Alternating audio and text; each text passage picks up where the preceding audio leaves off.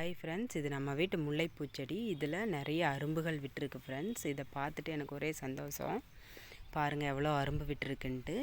இன்றைக்கி பறிக்க வேண்டிய பூவை நம்ம பறிச்சாச்சு.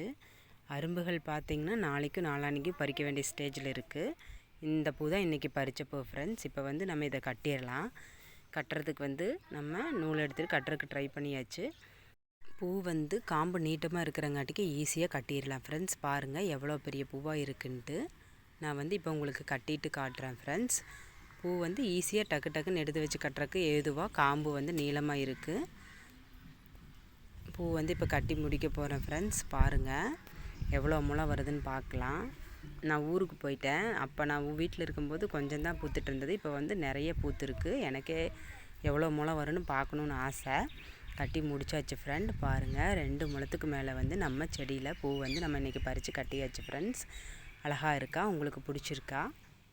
பூ வைக்கிறதுக்கு எல்லாத்துக்குமே ஆசை தான் ஃப்ரெண்ட்ஸ். நம்ம வீட்டு பூ நல்லா இருந்ததுன்னா ஒரு லைக் பண்ணுங்கள் ஃப்ரெண்ட்ஸ். தேங்க்யூ.